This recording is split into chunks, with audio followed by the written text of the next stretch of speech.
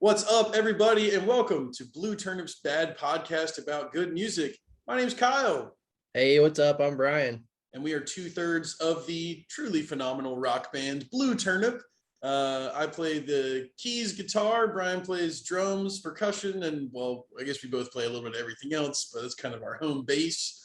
But we put this podcast together earlier this year because we are super excitedly each counting down our top 5 albums, starting at 2000 and working our way all the way up to the present day. And listeners, you're in for a treat because today we're talking about our top 5 albums from 2011. Yes, 2011, a decade ago, I think. Yeah, crazy. 2011 was my first full year of life when I spent no time in high school. Whoa. Yeah. I think I was a junior in high school. Yeah. And you can always kind of tell, like, looking back on what age you were and what you're kind of syncs up with what you're listening to. But like for 2011, a lot of stuff, well, everything on my list I listen to today. So Nice. It's been a good decade. Yeah. I like all of it pretty much, aside from maybe like a couple albums in the very first 2 years we did, like 2000, 2001 was a little dated, but pretty much everything that we've talked about, I still jam out to and feel pretty good about. Yeah, I think I do too. It's been getting more and more better, I guess, as we go. Or better. Yeah, you mentioned that in the last podcast. I remember because I just listened to it yesterday. You said that you feel like pretty much from this point forward, you feel especially solid about the top 5s that you've got going on. Yeah, man. I think it's when I started really caring about music was like middle high school. So that might have something to do with it. Sure. Nice. Well, before we're going to dive into a segment in just a second, but in very rare fashion, both Brian and I have actually seen some live music since the last time we did an episode. So I just wanted to give us each a second to tell each other about how it went, because neither of us have really gotten to tell the other one. So you saw Harry Styles. Yep.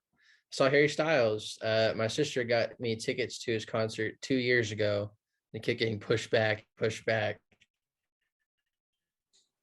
it finally happened. We saw him at PNC Arena in Charlotte. Sold out crowd. I think there was like 20,000 people there. And we were up really, really high.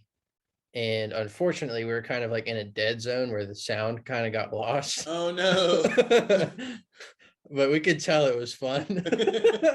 Oh, man. Yeah, I think there was like an obstruction of concrete or something. It would just like fizzle out when it got to us, which is kind of a bummer. Oh, it is. The stage setup was super cool because they did the full 360, had the band in the middle, Harry Styles to go either way. Dude, but it was a lot of fun.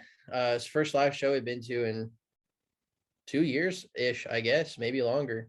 But a big Harry Styles fan. And their band is always super tight. But it was a little bit of a bummer that we couldn't hear very well, but it was a good show and it was fun. Just fun to be around live music again. And I do have there's one really funny thing that happened. The people behind us just like didn't understand concerts, like they had never been to one before. And like there's obviously an encore. Like when the show is over, there's always an encore. Harry Styles literally said something like, "This is the part where we play a song and pretend that we go away and then come back." And then after he did that and left, the lights go off. Dude behind me is like, "I'm really surprised they didn't play Watermelon Sugar." and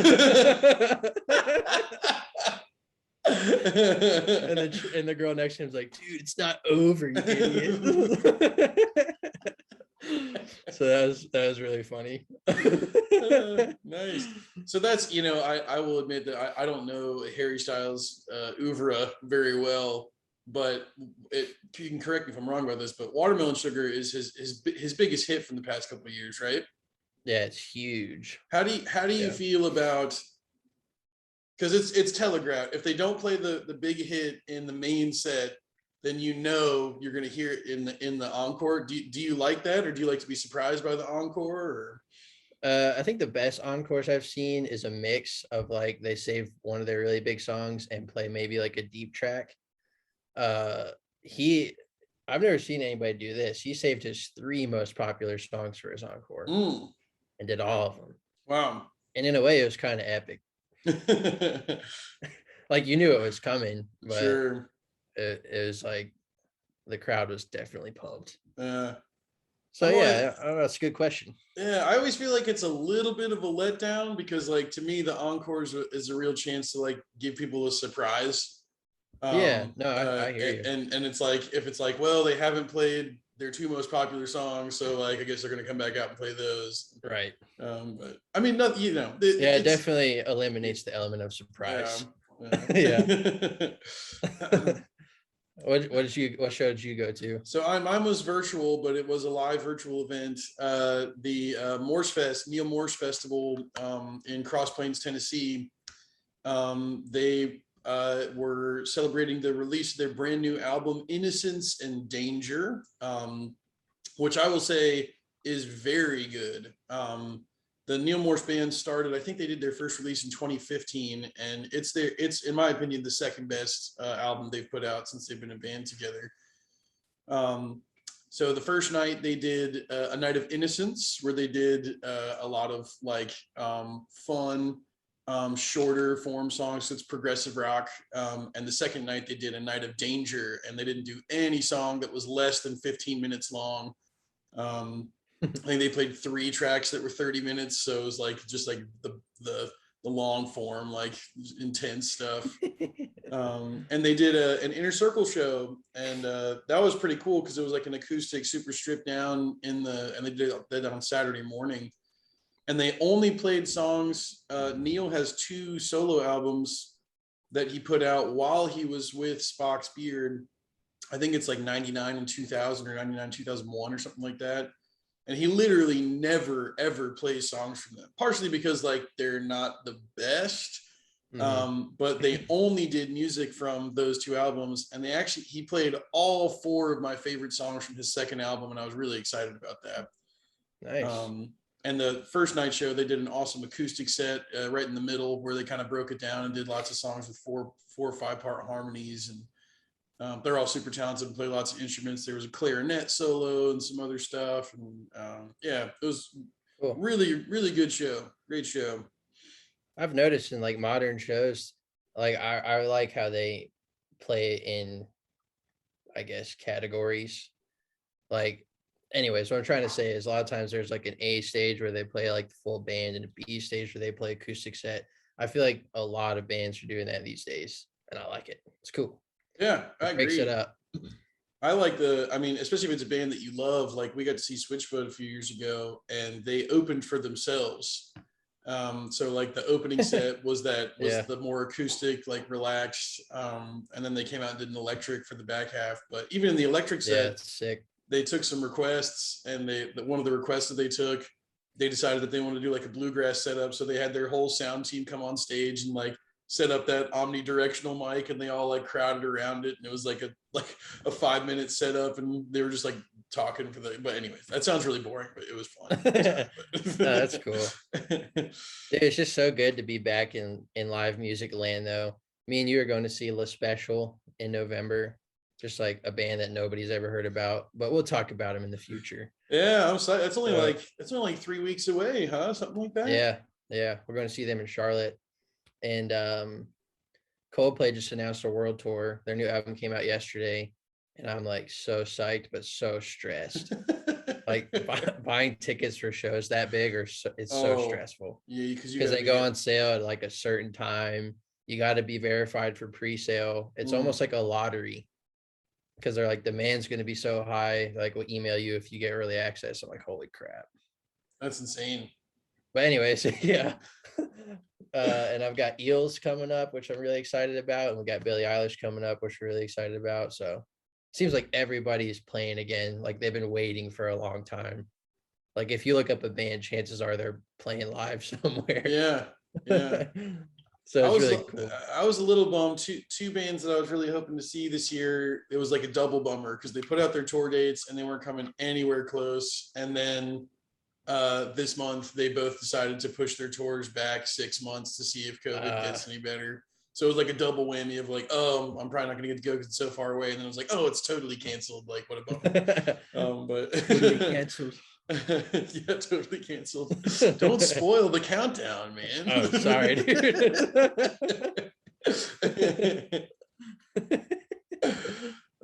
Yeah, well, good time. Good. That's fun Yeah, stuff. yeah. Good stuff.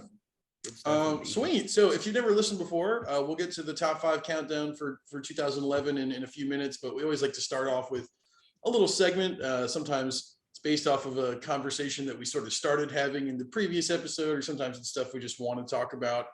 And towards the end of our last episode, we started talking about this idea that you and I were noticing that a lot of the albums on our countdown tend to be either underappreciated or ignored, or sometimes outright disliked albums from those artists in their catalog.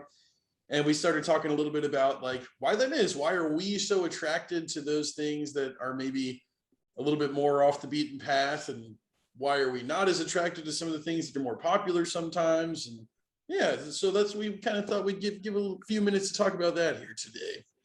Yeah, I think we ultimately decided that we're just super cool. Pretty And much. like we're too cool for school. Exactly. That's the main reason. Yeah. But I don't know, dude. I was thinking about it a little bit. Because we do tend to not like popular stuff as much. And I think a lot of it has to do with the fact, like, especially today, that people don't really have attention spans to like enjoy a full album anymore. And like modern music is all about the single, and the single is always a popular song that kind of makes you feel good. And I think the separation comes from like that's something you want to hear at a live show and have like a fun time, but an album, I don't know, it's something that's like an art form to me. It's like a piece of art. It can be dark, it can be something unpleasant, but it makes you feel something. You know what I'm saying? Yeah. So to me it's like the artist is truly speaking through an album. And a lot of times the more intense stuff is the least popular stuff for that reason, because it's not as approachable. But if you approach it with an open mind, you almost find like gems, like better stuff you can connect with on a deeper level. So yeah, man. I mean, music is art, and I think the art of the album has died to a certain extent. So yeah, I think that's the main reason for me. I don't know what you think. Yeah, I don't know. It's tough because I'm in some ways I'm so plugged into the progressive rock music scene that like albums never really died. Even so far as to the extent where some of the artists that I like, when they go on tour, you're gonna hear all of the new album, which is very very different than sort of that the mainstream idea. But Sure. Yeah, I think you're on base with something, and I don't usually tend to focus on that, the like sort of emotional aspect like you mentioned, which is super interesting. Sometimes I just think about like what do people want out of music? Like music to me seems to be a very interesting art form where people don't always people don't usually want to hear the people who are the best at it, which is strange. Like if you go and see a movie, you want to make sure that people want to see the movies that usually the best filmmakers are behind. Or if you go to a museum, you want to see art from the most talented artists that you can see. But then like you get over to this realm of music, and it's like if there's too much going on, or if the music is too layered, people don't want that. It's just really weird how that ended up happening to me, where it's like it's kind of this one art form where like, oh, like the stuff that's well crafted and took a lot of time to put together and is maybe a little bit more energy to digest, just immediately gets pushed out of the popular realm most of the time, not all the time. Yeah. But it's just weird to me that music is so polarized from some of the other art forms in that way. Yeah. But, yeah. That's a cool perspective. I like your movie tie-in. Like I prefer indie movies a lot of the time to Hollywood stuff. I don't know, just feels more real, I guess. And I prefer a lot of indie bands to mainstream bands. And probably for the same reason. like, I don't know, it's in a way it does feel kind of cool to listen to stuff that nobody's listening to. You're like, dude, I found something really cool that nobody knows about, and you can Yeah. share it with like your close circle of friends. And I don't know, it's kind of interesting. Yeah, it really is. It Huh. really is. Well, I know we'll kind of split it up at this point because I know you told me before we started that you had some sort of exceptions to this thing that we've been talking about. But before we Yeah. dive into that, I wanted to I went back through because I was curious the first 11 years that we've talked about, 2000 through 2010, and I wanted to see how many albums on my top five were not popular for that band, not even like in scope of like not popular in terms of like, oh, that has 5 million listens and this has 100,000 listens, like not even that, but just like for this particular band, how popular is this album in comparison with their other work? Mhm. And four of the albums, which is not an enormous amount, we're talking about what 55 albums here, but four out of the 55 albums that are on my list are literally the least popular or the least listened to album in that artist's catalog, which I thought was pretty crazy. And just to list those off, it's Invincible by Skillet, Say No More by House of Heroes, Calling the Earth to Witness by Darkwater, and The Last Days of Leviathan by Dirt Poor Robins. And I was just very, very interested in that I really loved those albums to the point where like I'm saying, hey, these are one of my top five albums from this whole year. And Right. just at large, the fan base for those groups are like, that's the one that I just never listen to or don't like, or Yeah. yeah, That's crazy, kind dude. of interesting. Yeah. Oh yeah, for sure. And we talked about some bands last week too. Like I talked about Eels, and like their least popular stuff is my favorite. That's, can't explain it. Yeah. Just is what it is, I guess. But yeah, I was gonna talk about a couple of exceptions. Like there's obviously a lot. Um, I think Radiohead is a very interesting case as to where their first two studio albums were very much MTV, like everybody knew them, like Creep, obviously. Um, and then when they went indie and started getting super experimental, it seemed like they kept getting more and more popular. The Mm, weirder and like less accessible their albums got, their like cult following just kept growing and growing and growing. So I think that's really interesting example there, just because like their popular stuff ended up being their least popular as time went on. yeah. So it's can't explain it, but that's what happened. And the other example I have is Billie Eilish. Everything that she touches gets like a literal billion streams on Spotify. And it is some of the like most eerie, dark, depressing stuff I've ever heard in my entire life. And like whatever it is, everybody loves it, everybody buys it, insta hit, but it shouldn't be. And it Mm. drives me nuts. Cause like it's like that thing where like I love her and like I love her music, and it kills me that everybody listens to it. So it kind of comes back to like wanting to be cool and like wanting to listen to stuff that people don't listen to. So that one's, I just don't understand that one, like why she's so popular. I'm sure it just has to do with her being like a young person that teenagers can relate to or whatnot. But I don't know. So Yeah. there's two good examples. Yeah, I'm not sure, man. And you know, when I think about Billie Eilish, like she to me is almost like a cultural phenomenon where it's like not that the music is secondary, but it's like her rise and her personality and like her story became such a big part of why people were fans of her. Yeah. And I'm always curious as to when that happens because there's so many people out there that have awesome stories and like really interesting ways that they got to where they are. Um, like you said, why did it happen to this person? Like what's the X factor here Yeah. Yeah. where people are really hooking into this or yeah, whatever happened there. But it's interesting stuff for sure. Yeah, man. Yeah, good stuff. I think that we didn't answer any questions or solve Ah. any problems, but we talked through Yeah, some it. interesting stuff for us to talk about. Yeah, Yeah, yeah. cool. Good times. All right, sweet. Well, let's transition over into countdown territory. Let's do it. So as we said, we're counting down our top five albums from 2011 today, and before we get into the countdown proper, I always like to run through a few honorable mentions. In case you've never listened before, I've always got a handful of them, and the only reason Brian doesn't is because he accidentally deleted all of his. So, dude, it wasn't an accident. I just have like an OCD problem where if there's like extra things, I gotta get rid of them. I can't tell you how many times I've deleted text messages and emails like before I go to bed with like important information, and I wake up and I'm like, oh no, like, can you send me that message again? So it's a personal issue. That's really funny because I am the exact opposite. I like never delete because I'm always like, I'm paranoid that I'm gonna need it at some point in the future, like 3 years down the road. I'm like, oh, I gotta like search through my Gmail for that email. It's like, yeah, whatever. That's funny. Yeah. All right, sweet. Let me run through some honorable mentions from 2011, and I'll probably toss it over to you for a few of these, Brian, because I know that you like them. But yeah, including actually these first couple. So the first one is the last album, the last studio album by the band Count Zero, Never Be Yourself.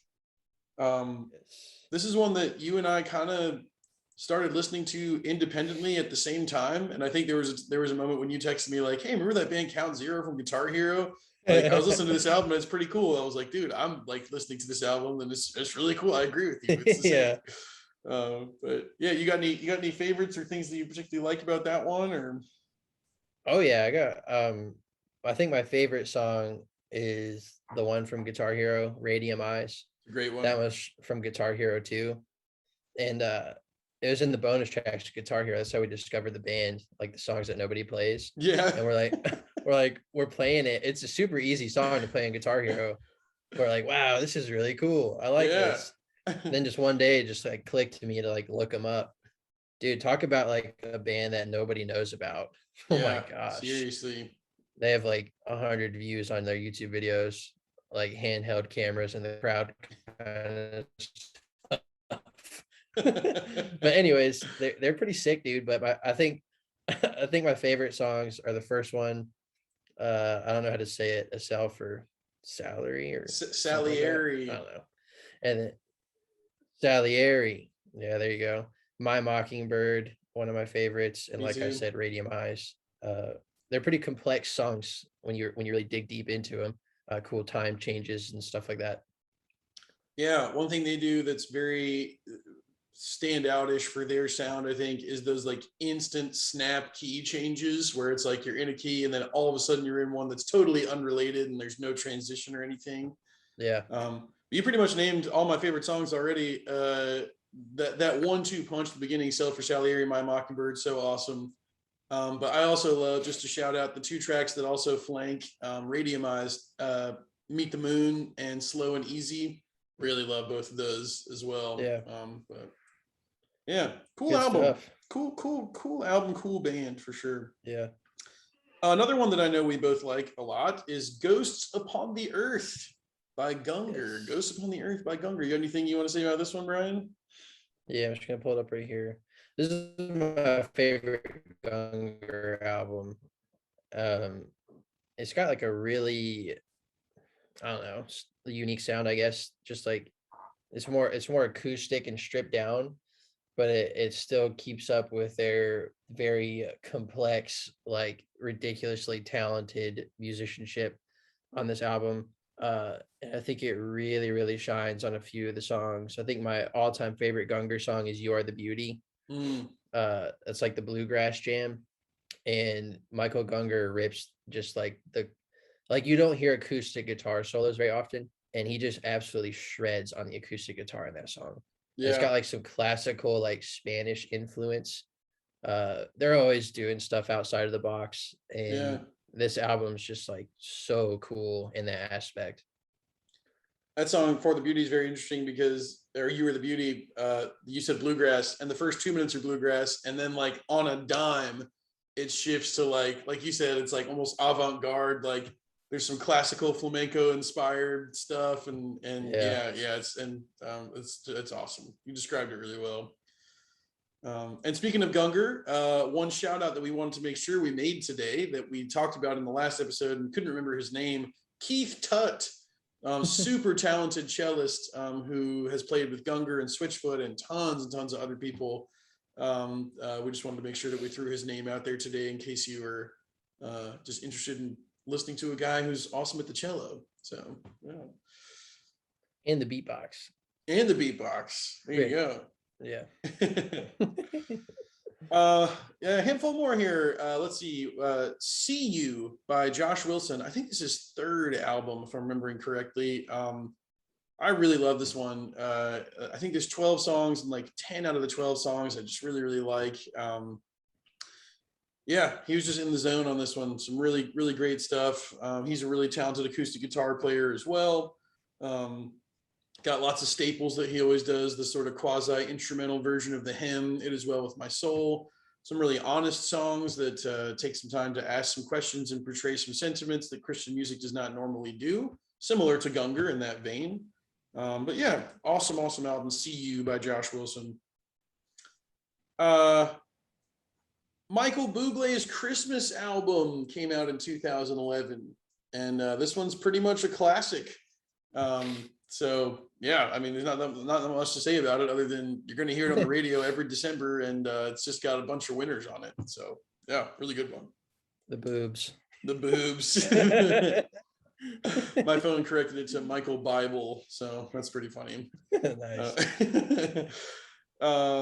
Testimony 2 by Neil Morse. Neil Morse's Testimony albums aren't my favorite. We know that I'm a huge Neil Morse fan. I actually like Testimony 2 better than Testimony 1, which is funny because in the last episode I said that sequel concept albums I usually across the board just really don't like. But this one, it's just like, it's got better production value. I think he makes better use of the themes from the first album than he does. It's a little less drawn out. It's only a single disc instead of the double. Yeah, Testimony 2, really like that one. Good and Evil by Tally Hall. Tally Hall, one of my favorite bands, tragically unpopular in their time, but now years after they've sort of dissolved, are experiencing popularity nowadays, partially because of TikTok and other things, but partially just because their name's getting out there a little more. But this is their second and final studio album as of now. Who knows if they'll record anything else.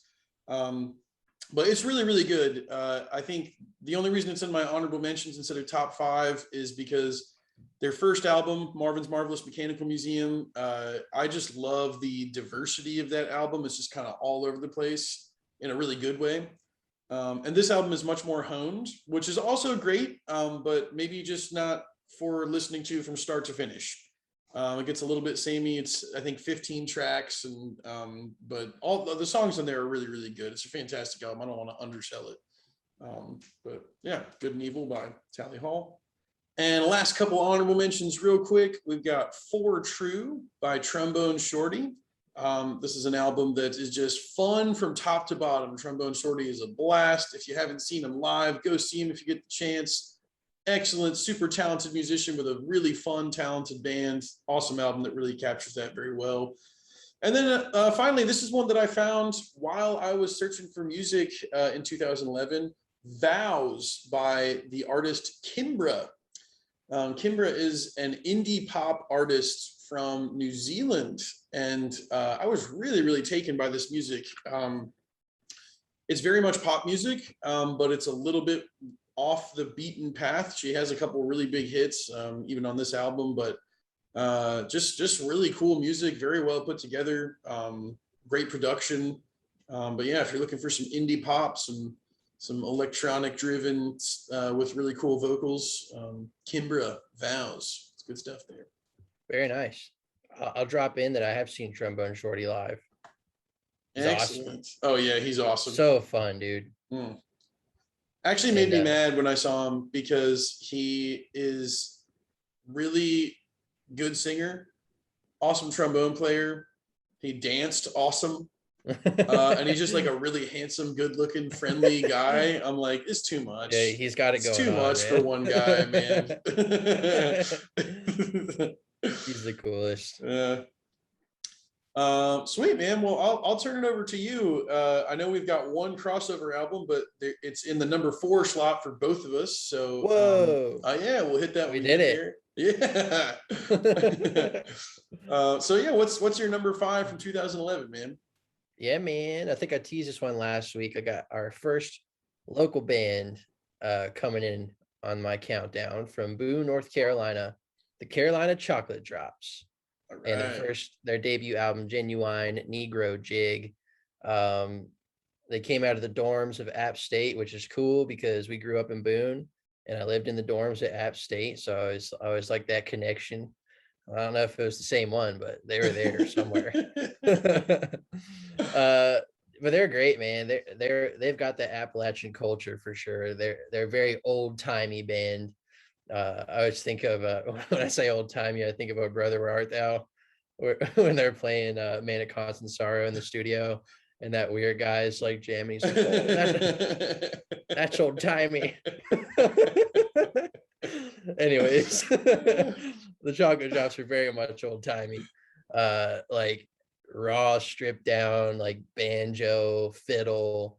They play the spoons. They play the jug. I mean, it's like pure roots music. So it's really cool to have that cultural aspect, especially being from the same town as the band. But they're really fun.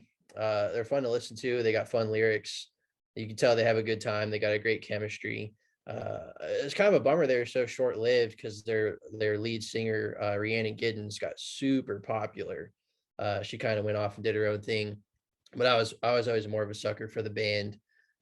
Always like the Chocolate Drops, and they had some really big songs like Cornbread and Butter Beans.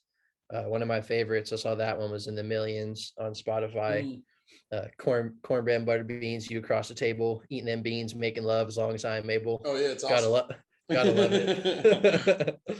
Yeah, but it's great. I mean, like I said, they play the freaking spoons. How cool is that? But there's some cool instrumentals on here too. And the album's just got a good feel all the way through. Let's see if I can pull up the playlist here because I got my favorites. I got Trouble in Your Mind is one of my favorites. Your Baby Ain't Sweet Like Mine and Cornbread and Butter Beans. All great songs to sing along to. Also, some back porch picking for you. Yeah. So I actually I saw them on this tour. Oh, really? I didn't know Yeah, that. yeah, and they're fantastic live group. And it's funny you mentioned I like Carolina Chocolate Drops. I happen to like Rhiannon Giddens' solo stuff better. Oh, really? Yeah, I've gotten the chance to see her live as well. But She's awesome. they were just so much fun. I mean, they like truly had such a blast, and they did a really great job. Like, because like you said, it's extremely cultural music. I mean, the name of the album, Genuine Negro Jig. And like they do a really good job of like kind of teaching as they play and not making it like stodgy, where you're like, oh Yeah. man, it's like really cool to learn the background of this music and the instrumentation and kind of the character behind it. And yeah, super cool group, really fun.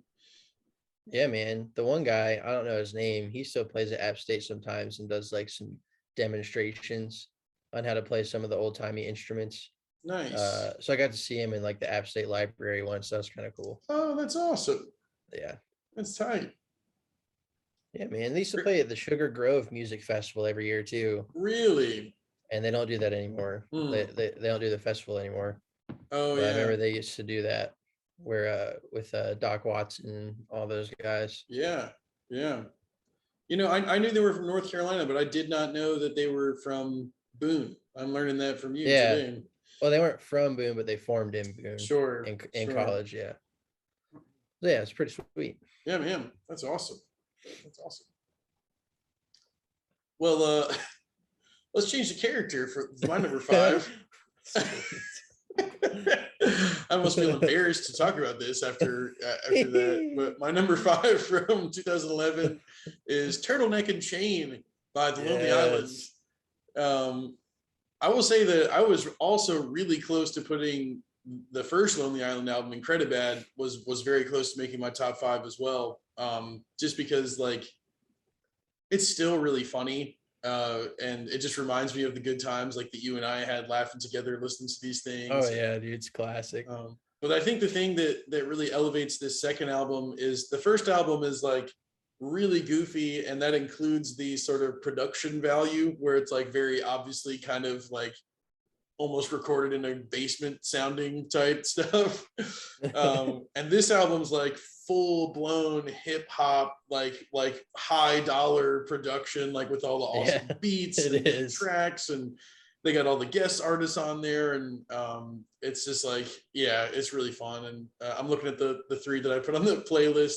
I Just Had Sex, Jack Sparrow, Mother Lover. It's like, it's just so funny. Dude. And yeah, I don't know how much there is to talk about it or say about it, but like it was good enough to where it made my top 5. Yeah. So plus we got to keep it PG. It's very explicit. Yeah, for sure. Turtleneck and Chain's my favorite Lonely Island album. It's so good, dude. Like right at the beginning, We're Back. Isn't that the one where they talk about how they're Grammy nominated? Yeah. Grammy nominated. We invented this fake rap crap. There's so many good. I think Mama is one of my favorites. My favorite of all time. I love that one. It's awesome. Just when their mom keeps interrupting them in the studio and they keep getting pissed, but they're like singing about how much they love their mom. Brilliant. Threw it on the grounds. That was one that was very close to making the playlist for me. Love that one. I thought, yeah, that one works so much better with the video. That's true. Yeah. That one's great.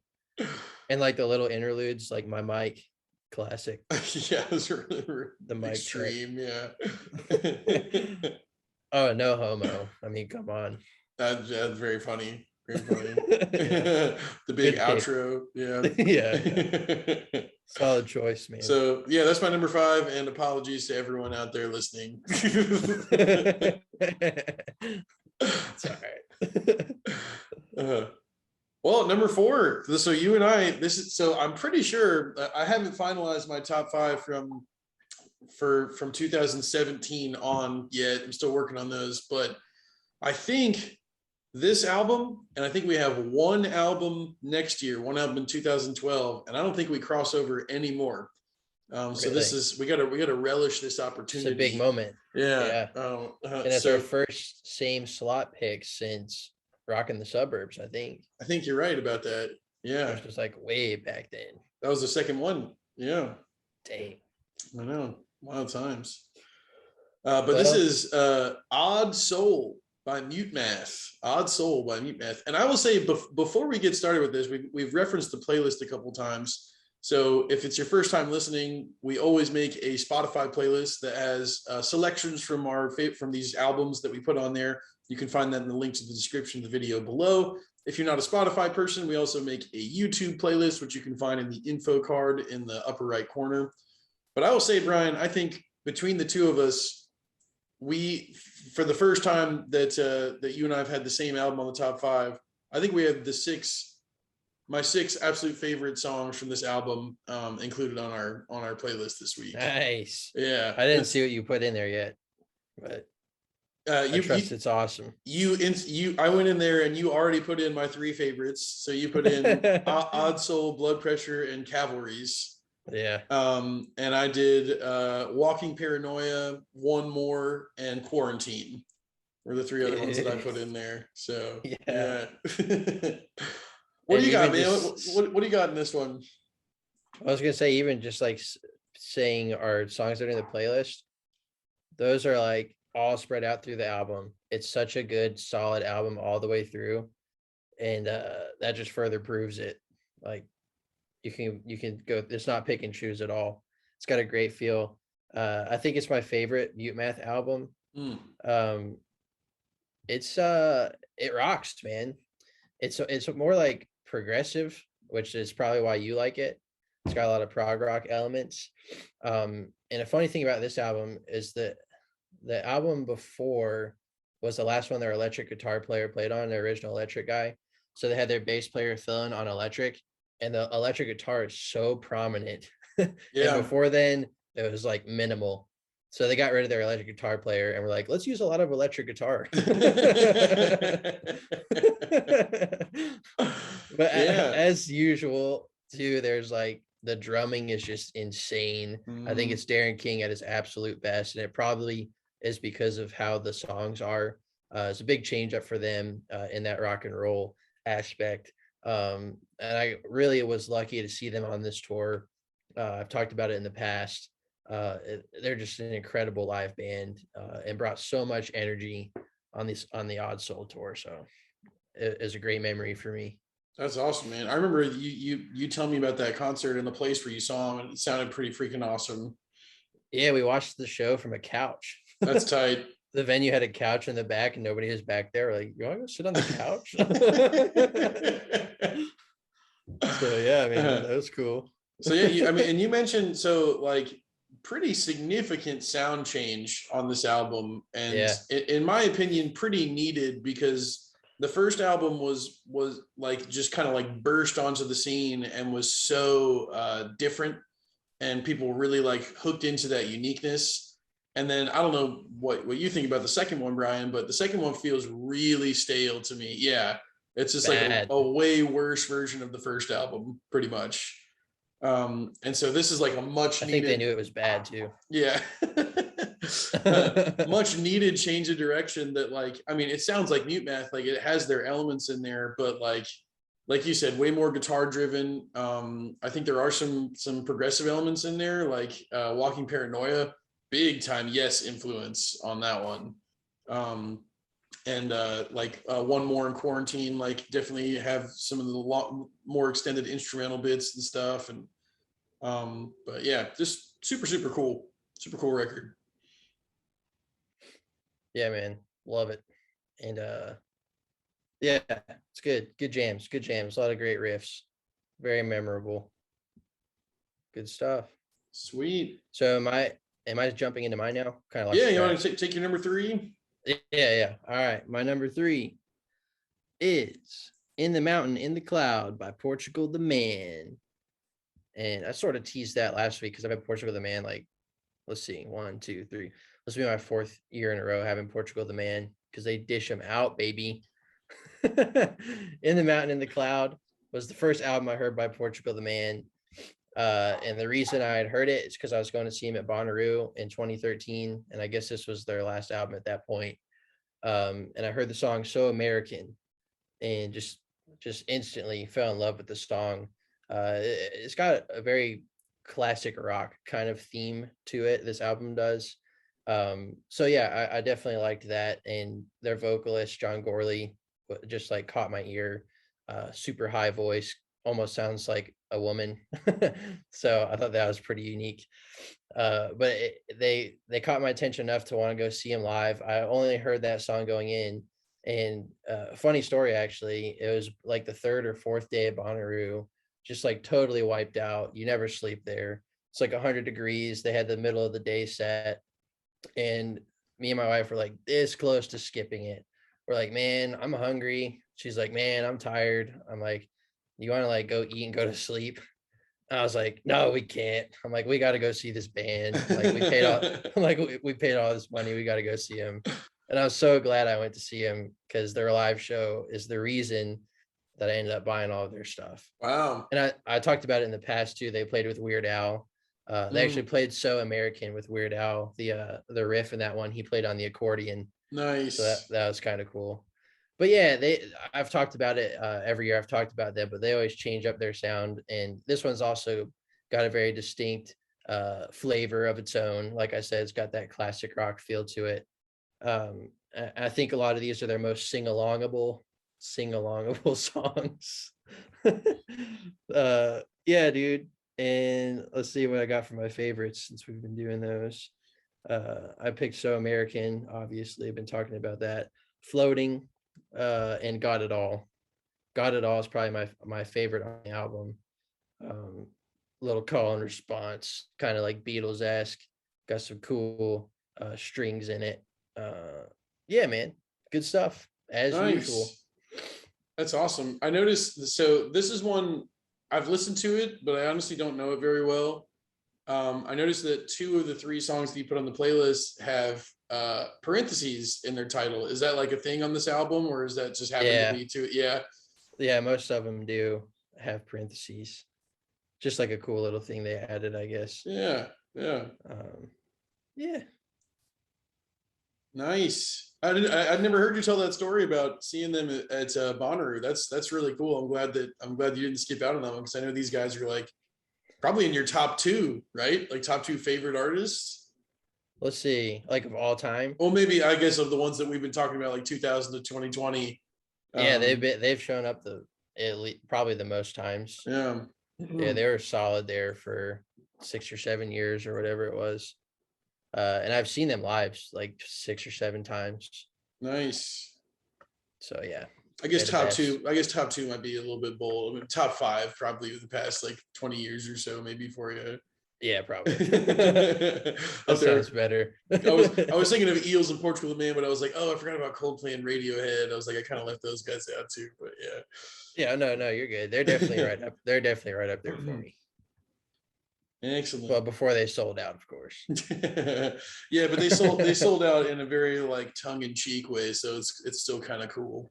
Yeah, it's all right. They never came back either. They sold out and took the money and ran, I guess. Hey, they've been at it for a while, man. So yeah, like we need a break.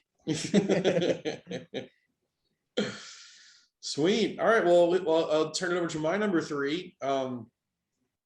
This is definitely a standout among the albums that I've had so far.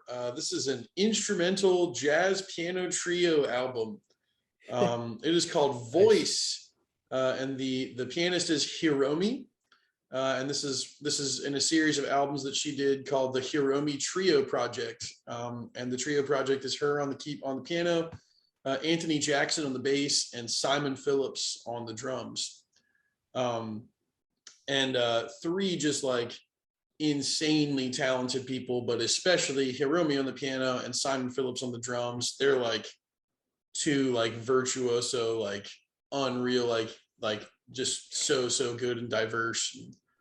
But I heard this album last year. I was over at my wife's parents' house, and her dad just loves jazz music, and he had this song playing in the background, and like I was listening to it, and I was like, there's so much happening in this song.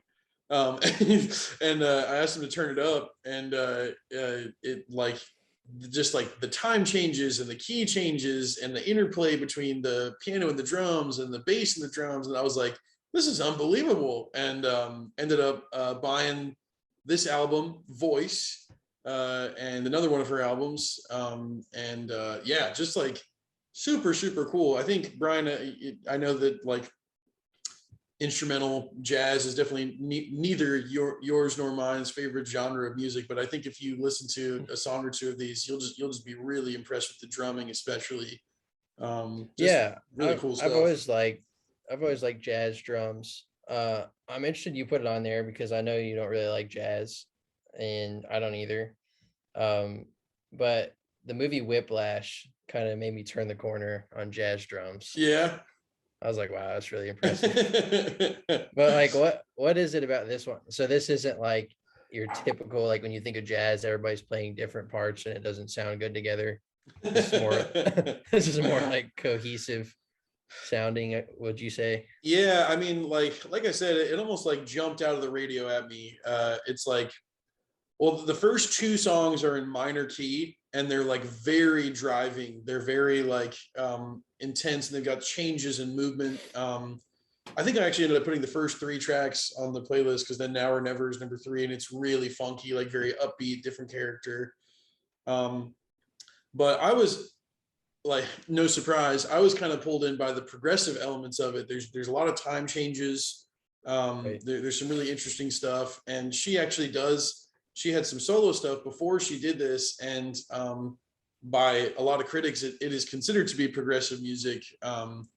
And what's funny is a lot of the progressive people don't like the Trio Project albums very much because they feel like it's too jazz. And a lot of the jazz people don't like her old albums very much because they feel like it's too prog. So she's kind of like Right. in between a little bit. But I got you. But there's a couple tracks on here that I was surprised at how popular they were, that had like 1 million, 2 million streams. Oh, wow. So yeah, it's I think if you listen to it, you know, it's not going to be the kind of thing that you listen to all the time, I don't think, but I think you'll be like, oh, I get why Kyle really likes this one. I got you. And yeah, I think you'll like Simon Phillips a lot. He's not just a jazz drummer. He plays metal, rock, like all sorts of stuff. He plays with all kinds of people. Just really, really cool style. Lots of stuff going on. Yeah, man. Looking forward to listening to that one. That's why we do this. Finding new stuff. Yeah, man. Dig it.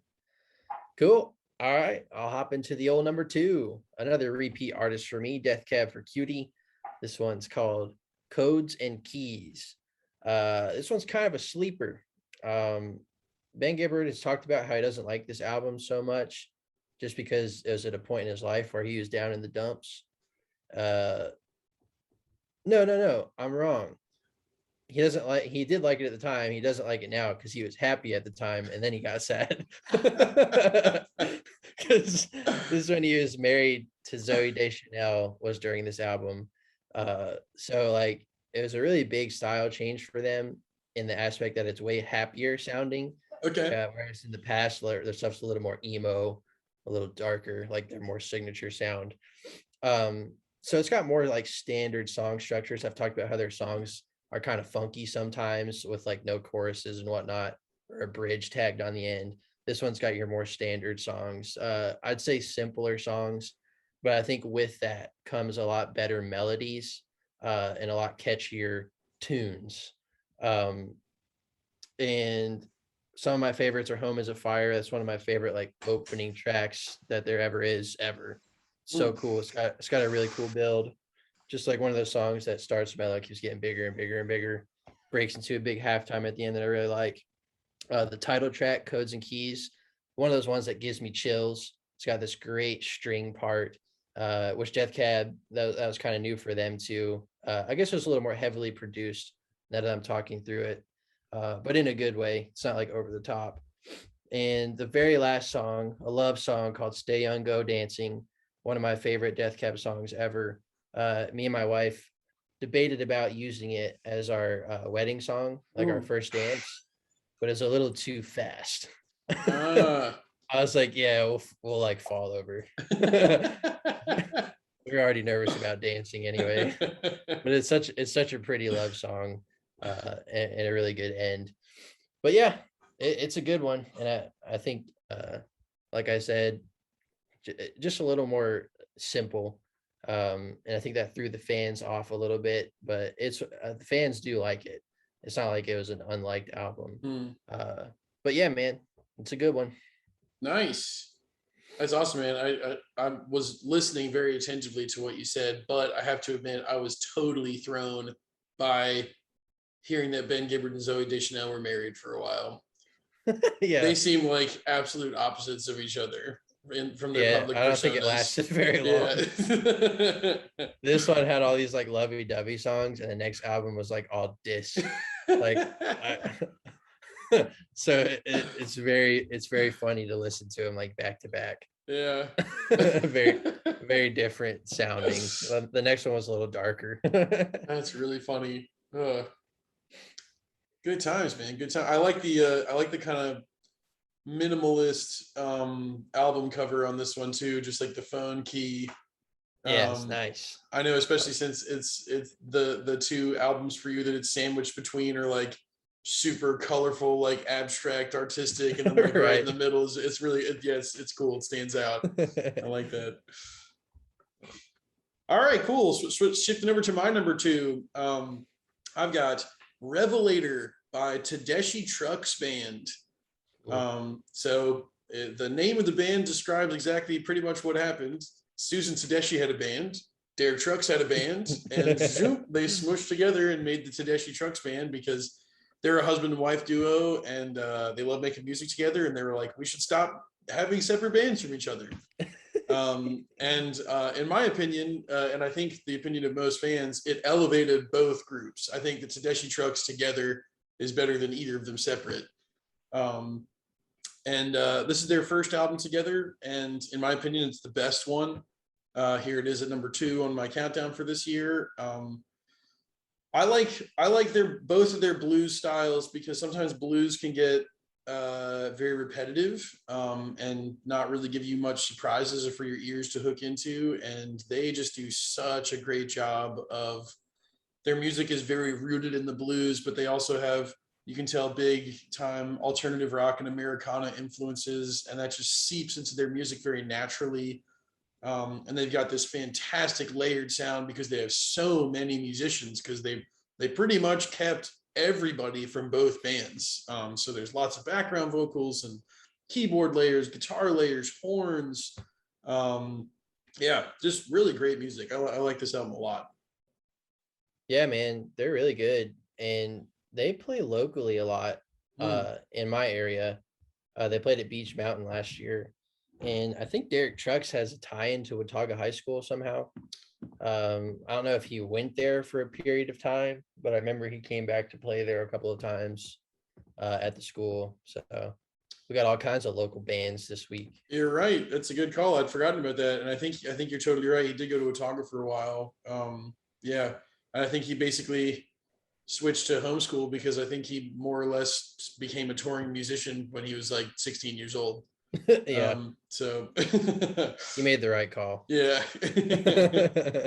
Schools for fools. Yeah, I know they came when we were in Wilmington. They came to Wilmington every year, and I literally never got to see them because it was like you said with Coldplay, the tickets just sold out instantly. Yeah.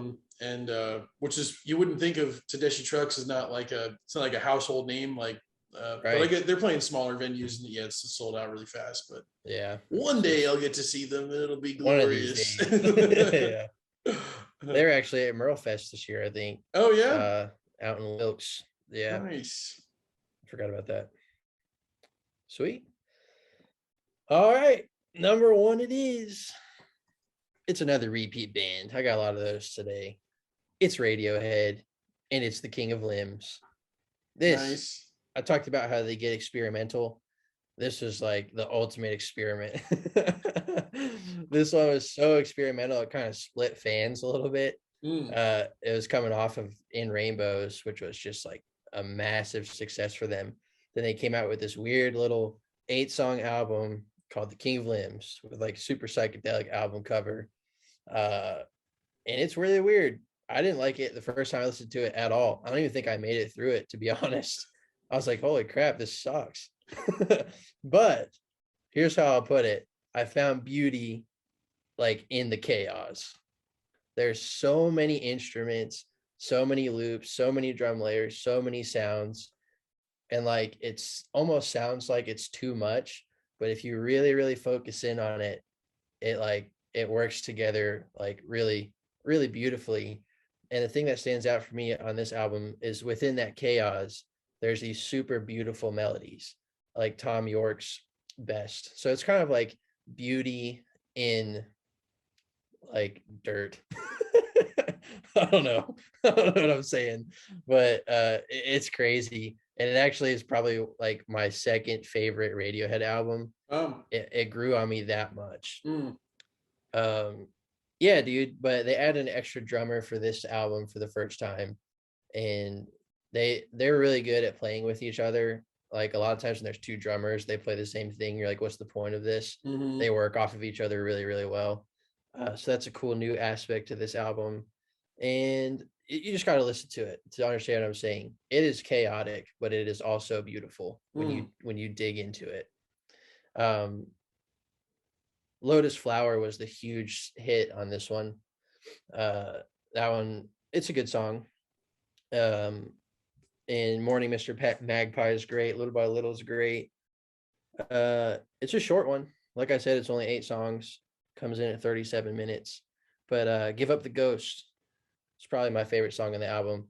It's just Tom York playing acoustic guitar, and he loops like he'll play like the bass drum on the acoustic guitar, then he'll play the guitar, then he'll layer his vocals and harmony vocals. So yeah, it's a loop song and it's awesome. And if you ever have a chance to look it up live, it's insane. Nice. I'm always a sucker for loops. Yeah. That's awesome. So I want to add one thing to add and one question to ask you. Yes. So the only song that I've heard from this album is Lotus Flower, and I've heard it because of the music video, which I know is like classic, kind of funny. It's just Yeah. that's the music video that's just like basically like a still camera just filming him dancing by himself, right? Yeah. Yeah, that's a very funny video. I just wanted to mention that. I love that. Yeah. It's choreographed, but it's just him like spazzing out. That's what he does though. So I think that's how he gets into the zone. There you go.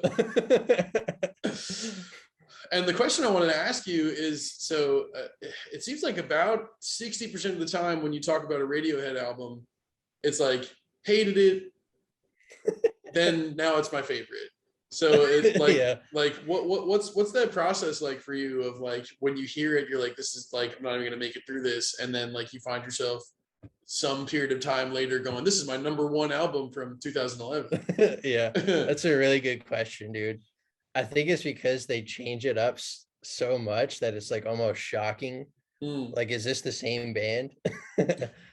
And like I said, for this one, it actually, like when I actually broke it down and listened to it very intently, it was like it clicked and I understood it. Almost like you had to be patient with it to like really understand the art here. And it's kind of like the segment we were talking about earlier. I think this album is very much a piece of art, and I think they knew what they were doing, and it didn't sit well with a lot of fans, but the ones that ended up liking it like love it. So yeah, it's a good question. It's a fair question. They are one of those bands that it seems like everything grows on you. I don't know why, but a lot of times that's the best way. And like it's the same thing with movies too. Like when you watch a movie the first time and you're like, oh, it was okay, and then you think about it and watch it again. Same thing happens to me with movies. Sure. Yeah. Nice. Yeah, I've had I've had that experience with music that's more complicated or more experimental, but I don't know. I can only think of one album that the first time I put it on, I just didn't like it at all. And then it ended up becoming one of my favorites. Usually even the other albums that are like a big sound change or more experimental, there will be elements in there that I'll listen to it the first time and be like, oh man, I can tell I really like this. And I bet the more I listen to it and the more I learn the music, it's going to be more fun for me to listen to. But yeah, I just noticed that when you talk about Radiohead, sometimes it's like, yeah, hate it, right, love it. Like it's like it's in the opposite direction, but yeah. Yeah, I think the only time that so far that it didn't grow on me as much was Kid A.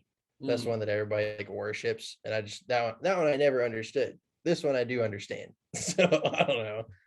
Nice. Sweet, man, sweet. All right, sweet. And then I got my number one, Vice Versus by Switchfoot. Vice Versus by Switchfoot. It's funny, I've been looking through this list and like thinking about like, oh, I saw the Carolina Chocolate Drops and like some of the other things that I was saying, like I saw live this year. And a lot of these bands came to UNCW when I was there, and Switchfoot toured this album, and they came through UNCW with Anne Berlin. They like did a co-headlining tour. And one of my greatest regrets in life, and there's no way I can fix this because it happened. It is what it is.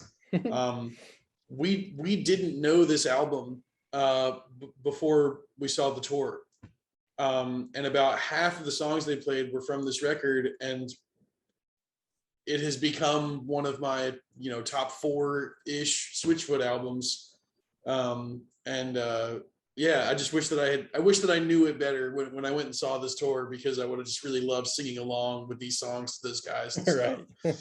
Right. But this is definitely a not like a massive sound change, but definitely on the harder, darker side for Switchfoot in terms of sound.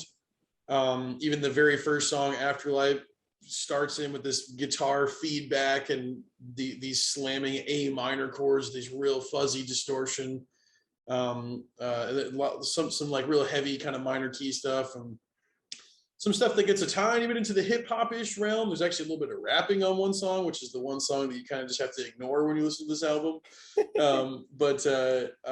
Yeah, I mean, this is like, but there's also some really just serene and beautiful songs that in true John Foreman style just get you thinking about things and engaging with his lyrics in very meaningful ways. Songs like Thrive, and the song Vice Versa is the title track on the record. Yeah, the I put Afterlife on the playlist, and the other two that I put on the playlist are Dark Horses, which was the big single from the album. And that goes right into Souvenirs. They're a pair of tracks and they flow right into each other. And they especially stand out to me because they couldn't be more different. Dark Horses is like this riff-driven minor key hard rock song, and then Souvenirs is like this serene, like living in your memories and like instant like key change to the major, and it's like, but they almost pair together in this very special way, even though they're not really related at all. But yeah, I love this one. I could go on and on about it, but I'll stop rambling. I know I'm just rambling, but No, dude, you're good. Really good music, really good album. Yeah, I'll be honest. I kind of lost Switchfoot after Hello Hurricane, and I got a question for you because we've talked about this in the past, being faithful to bands.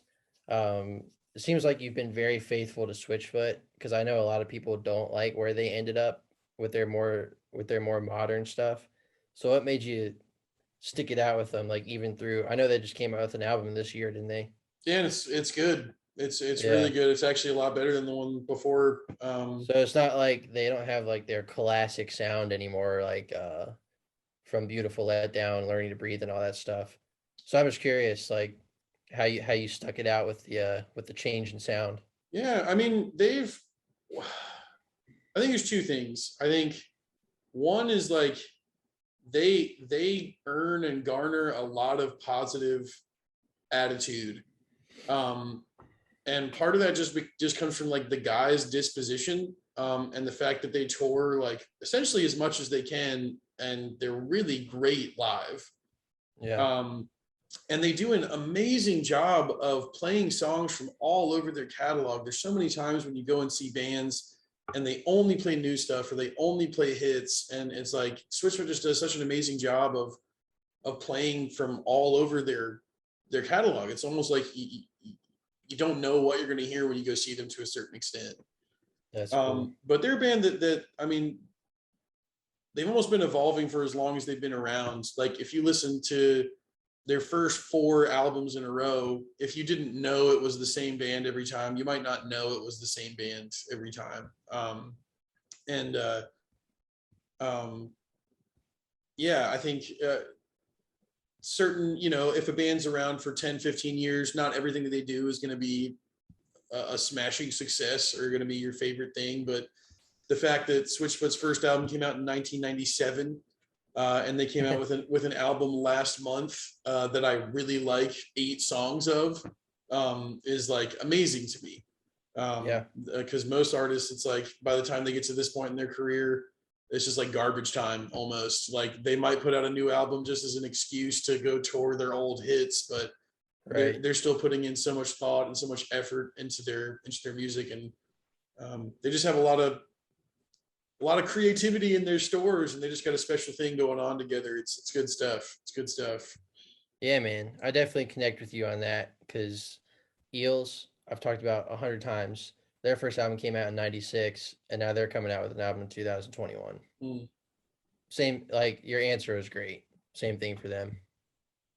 Nice. Good stuff. Good times. Cool. All right, I'm gonna blow this up so I can read the whole album titles. There we go. Nice. I don't want to mess anything up as I recap our top 5 from 2011. Woo. So Brian, your top 5 from 2011. In your number 5 slot, you had Genuine Negro Jig by the Carolina Chocolate Drops. In number 4, Odd Soul by Mutemath. Number 3, In the Mountain in the Cloud by Portugal the Man. Number 2, Codes and Keys by Death Cab for Cutie. And number 1, The King of Limbs by Radiohead. And finally, my top 5 from 2011. Number 5, Turtleneck and Chain by The Lonely Island. Brian and I shared at number 4, Odd Soul by Mutemath. Number 3, Voice by Hiromi, the Hiromi Trio Project. Number 2, Revelator by Tadeshi Trucks Band. And number 1, Vice Verses by Switchfoot. Nice. Yeah, man. Another, I think 2010 and 11, very, very eclectic years back to back that we've had going on here. A lot for listeners to digest. For sure. Let's see. I'll try to take you to Teaser Town for next time. Teaser Town, baby. 2012 is probably my second overall favorite year we've done so far since 2003. So that's cool. Nice. And I know we've dissed country a lot, but I'm bringing in some country, baby. All right. It's going to be nice. What you got? So I of the past decade, 2012 is definitely in my top 3 of years. It's a really strong year for me as well. It is by far the proggiest year that I have on my entire top 5 list. 4 out of these 5 albums are progressive rock. So dude, we'll get no more diversity next time. We'll be progging out. So I'm not surprised. And last, it's the very last album that you and I have in common, and it is one of the progressive rock albums. It's a good one. Yeah, it's a good one. Cool beans. Nice. I think we also talked about segment for the next time to tease that. We were going to talk about covers that we like better than the original recordings of songs. Yeah. So we'll do there's a lot of them. I was surprised, but I was like digging into it a little bit. But I one of them that's going to be on my list came out 3 weeks ago. Oh, really? It's an awesome cover that just came out. Yep. So I'm really excited. I'm excited to get to talk about it. Actually, yeah. Yeah, it'll be fun to see what each other picks. Yeah, man. Good times. All right, man. Well, we are signing off. Thanks for listening, everybody. See you later.